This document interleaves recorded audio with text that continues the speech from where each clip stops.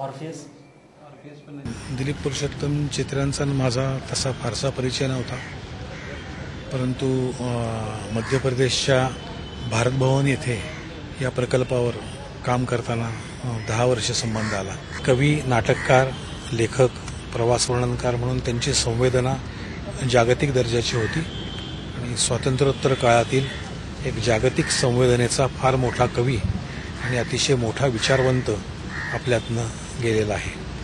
त्यांच्या जाण्याने अतिशय प्रगल्भ बुद्धिमत्तेचा थोर विचारवंत आपण गमावलेला आहे।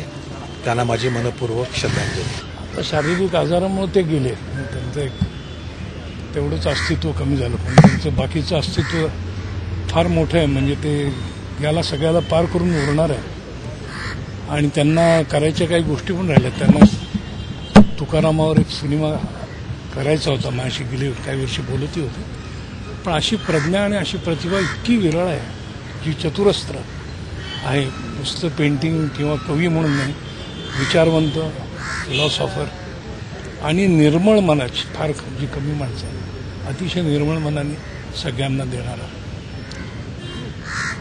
गेले काही दिवस तो आजारी असल्यामुळे त्याचा साधारणतः शेवट आणि परिणती कशात होणार आहे हे कळतं, विशेषतः ज्या शास्त्रामध्ये आपण आहोत त्याच्यामुळे कळतं। पण तरी देखील तो क्षण जो असतो तो कायमच न सांगता येतो, क्षण सांगता येत नाही कोणाला। त्यामुळं जरी मनाची तयारी एका बाजूनी होत होती तरी प्रत्यक्ष ते झाल्यानंतरची अवस्था थोडी वेगळीच असते।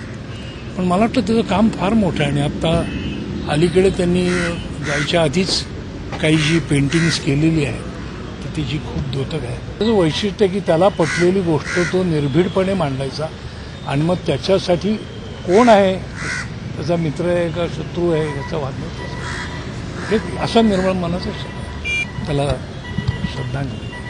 त्याविषयी खूप सांगण्यासारखं आहे, पण ज्यांनी संयुक्त महाराष्ट्राच्या चळवळीत भाग घेतला आणि त्यामुळं ज्यांना तुरुंगवास भोगावा लागला त्या काळात, ते संयुक्त महाराष्ट्राच्या सुवर्ण महोत्सवाच्या वर्षीच जावेत याचा अधिक दुःख होतं। आणखीन असायला हवं होतं आपल्यामध्ये मराठी संस्कृतीच्या आणि साहित्याच्या मध्ये त्याचा फार मोठा वाटा आहे। संत साहित्याचं इंटरप्रिटेशन आधुनिक संदर्भात करून त्यांनी जागतिक ओळख करून दिली या साहित्याची, हे त्यांचं फार मोठं काम आहे। सेस तुका या नावाने तुकोबांचे अभंग अनुवादित केले त्यांनी, अमृतानुभवाचा अनुवाद केलेला आहे ज्ञानेश्वरांच्या, इतरही काही संतांच्या अभंगांचे अनुवाद केले आणि मराठी संत परंपरा ही काय आहे नेमकी हे त्यांनी जगाला दाखवून दिलं आणि जागतिक पटलावरती ते प्रस्थापित केलं। हे त्यांचं मोठं काम आहे आणि स्वतः ते मोठे कवी होते, अनुवादक होते, समीक्षक होते, चित्रकार होते। म्हणजे एका अर्थाने त्यांना आपण रेनेसा पर्सनॅलिटी म्हणता येईल की या प्रबोधन काळात जे अष्टपैलू माणसं होऊन गेली युरोपात, त्या तोडीचं त्यांचं व्यक्तिमत्व होतं।